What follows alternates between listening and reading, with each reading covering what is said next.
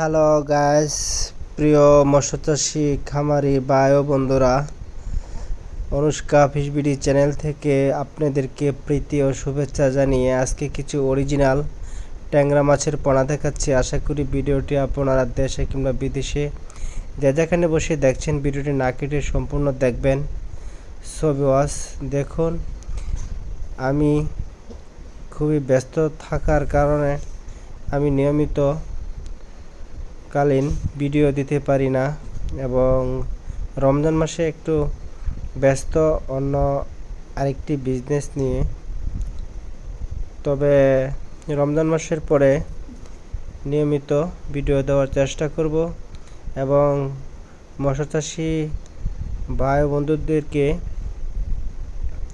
পরামর্শ দেওয়ার জন্য চেষ্টা করব।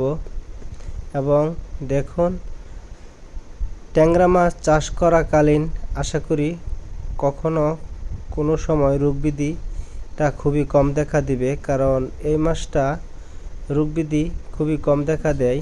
আর ট্যাংরা মাছের মতো যে গুলশা আছে সেই মাছটা হয়তো রোগব্যাধি দেখা দিতে পারে, তবে এই মাছ পুকুরে মিস হওয়ার সম্ভাবনা খুবই কম থাকে। দেখুন, এই মাছ 1500 লাইনের মাছ।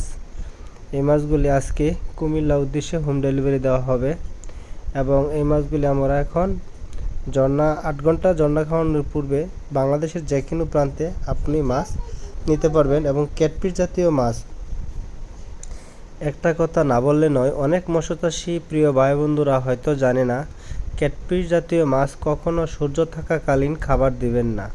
আমি আবারও বলছি, ক্যাটফিশ জাতীয় মাছ কখনো সূর্য থাকাকালীন খাবার দিবেন না, কারণ সূর্য থাকাকালীন খাবার দিলে 70% মাছই খাবার খায় না, হয়তো 30% খেতে পারে।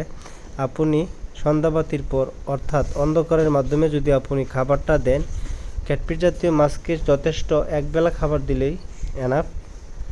তাহলে সবেওয়াস, আমি আপনাদেরকে আজ এই অল্প সময়ের মাধ্যমে কিছুটা মাছের সম্বন্ধে আলাপ আলোচনা করে নিলাম।